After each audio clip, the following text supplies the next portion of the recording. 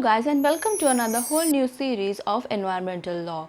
We have already completed the administrative law series, and today we are going to start with the history of the environmental law. So as we know that protection of environment has been a sort of like an habit which has been inculcated not only in our daily rituals, childhood, but also it was made a part of the education syllabus after the MC Mehta 1991 case.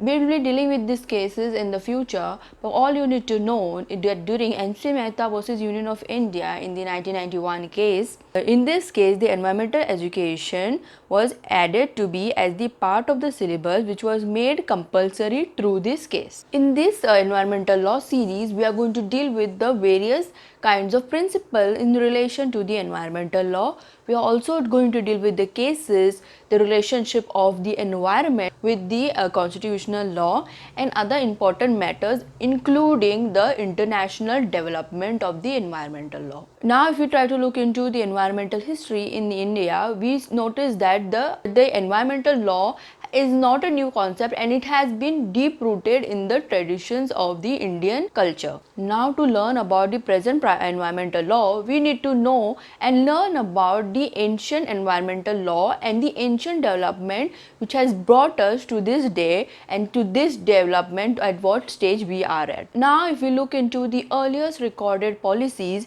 we see that we have observed that during the pre-Vedic era of the Indus Valley civilization.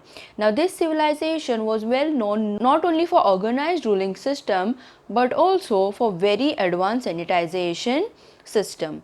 Now there were many books which are found with the mentions of the adequate instruction to protect the environment, which included the steps of having pure water. Now it will be a total incomplete video if we do not mention ancient India and Arthashastra. So during the Vedic times, the Arthashastra mentioned a lot of punishments and also sanctions for various crimes in relation to the environment. Now these crimes with regards to the environment included cutting of trees, hunting unnecessary animals, and these were also applicable not only to the people but they were also applicable even to the kings as well. Now if we try to look into the later rulers or the later invaders of India, that is the Mughal during the Mughal era, we notice that except to Emperor Akbar, there were no particular rulers who were very keen on protecting the environment. Therefore during the rule of Emperor Akbar, he put a strict ban to hunting. Now if we later move on to the British era, we observe that there were many rules and regulations which were made during the time of British era which we still follow to this day.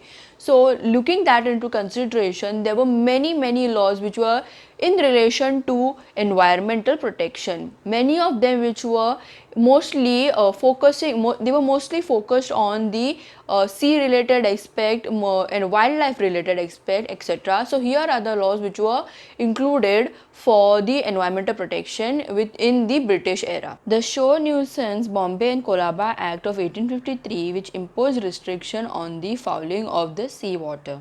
Furthermore, Merchant Shipping Act of 1858 dealt with the prevention of sea pollution by oil. Then the Bengal Smoke Nuisance Act of 1905, the Fisheries Act of 1897, the Bombay Smoke Nuisance Act of 1912 and the Wild Bird and Animal Protection Act of 1912. Therefore, until now, Indians would therefore follow the laws and regulations which were passed down by generations and generations through our cultures and tradition, or they would follow the laws and the regulations which were left to us by our invaders. Therefore, till then, even after the independence, for a long period of time, we did not have any laws or regulations specifically focusing on the environmental aspect and environmental protection until the Stockholm Declaration of 1972, and this was a total game changer not only in India but around the world, as many scientists and many during the declaration it was made to realize that there are many implications which have been happening to the environment in all the course and period of time, and it is a high time we start protecting the environment. Ever since the National Council for Environmental Policy and Planning was set up in 1972, it was to establish a regulatory body to look after the environmental related issues. This body later turned into the Ministry of Environment and Forest, which was established in the year 1985, which is currently one of the most top bodies relating to the environmental protection. Therefore, ever since there were various acts which were introduced in relation to the environmental protection. These acts include the Wildlife Protection Act of 1972, which looked into the wildlife management, the Water Act, the Water Prevention and Control of Pollution Act of 1974, which established the Pollution Control Board at the center and the state level, which looked into the prevention and control of the pollution.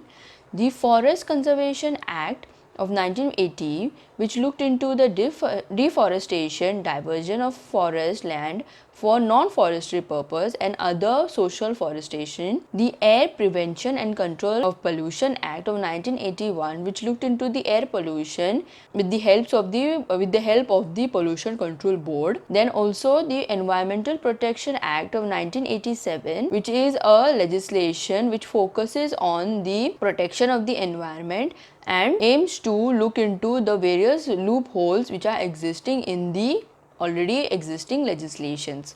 Then the Public Liability Insurance Act of 1981, which provided the mandatory insurance for the purpose of providing relief to the accidents which have been occurring while dealing the hazardous substances. And also the Biological Diversity Act of 2002, which is a legislation with regards to the protection of the biodiversity around them. And that's all for today's videos, guys. We have looked into the history of the environmental law. In the next chapter, we are going to look into the constitutional provisions with regards to the environmental law. I'll see you all in the next video. Bye.